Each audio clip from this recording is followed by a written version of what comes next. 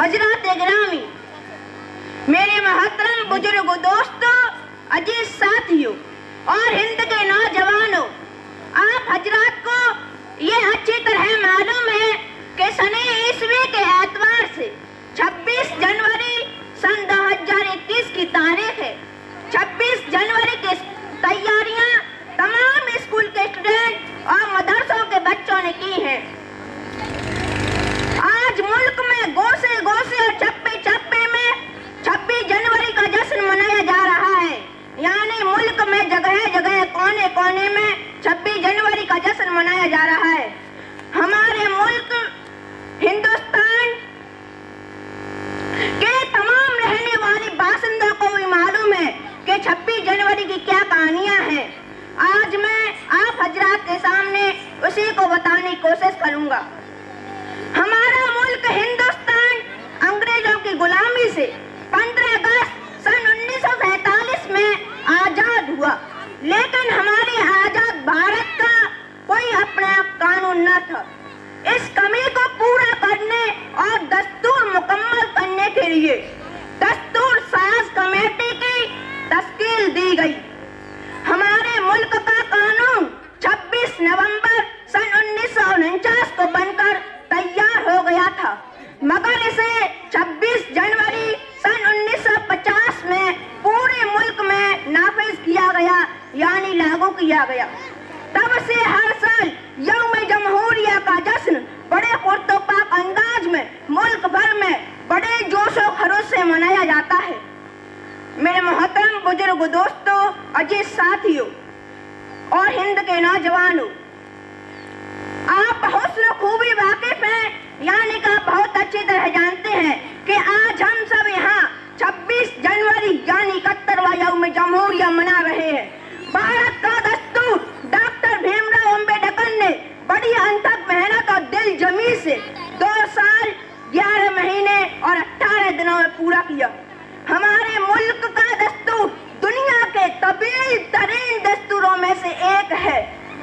आज हम सब खुशी के इस मौके पर अपनी दिलो जान से इस वतन के अजीमुस्शान बहादुरों और शहीदों जैसे मौलाना अबुल कलाम आजाद, पंडित जवाहरलाल नेहरू, भगत सिंह, हजरत शहीद शाह वलीउल्लाह मुहद्दिस दहलवी और हमारे फौजों के वीर जवानों को भी याद करते हैं और उनको अपनी दिलों की गहराइयों से नमन करते हैं। और हमारे मुल्क भारत को जमहूरी मुल्क बने सालों गुजर चुकी हैं, लेकिन फिर भी हमारा मुल्क फसादात, जराइम, रिश्वतखोरी, कालाबाजारी, समाजी नाबराबरी, बेरोजगारी और दहशतगर्दी जैसे संगीन मसाइल से दो चार है।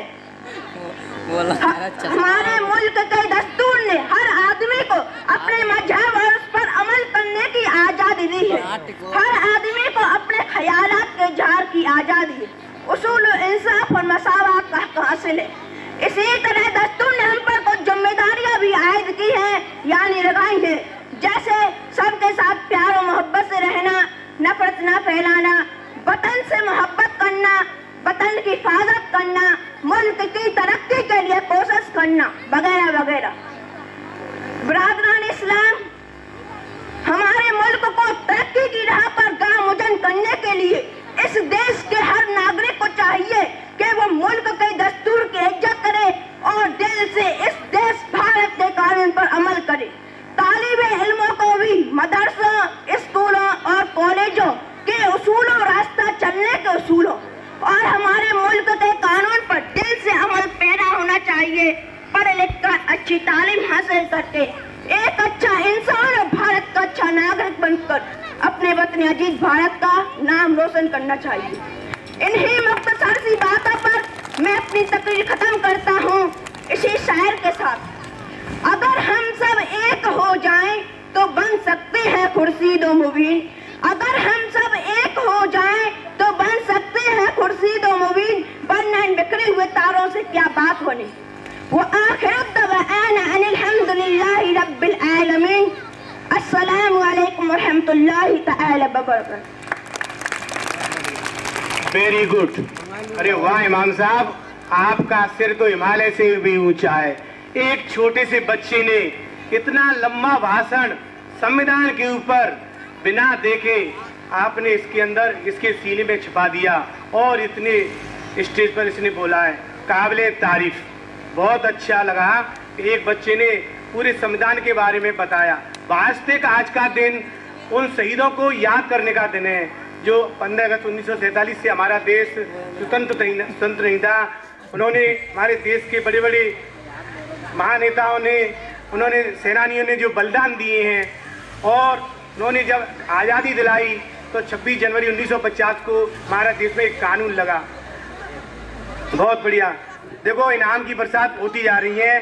100 रुपये हमारे वकील खां ग्राम विकास अधिकारी आंगई, इन्होंने बच्चों के औपचाई के लिए दिए हैं। एक बार मैं द्वारा सुना देता हूँ। 500 रुपये सुरेंद्र साहब परमार सनौरा डीओ साहब, 500 रुपये निरुत्तम सिंह परमार जी आंगई, 100 रुपये अब्दुल रशीद हाजी जी, 100 रुपये वकील खां विकास ग्राम अधिकारी आंगई।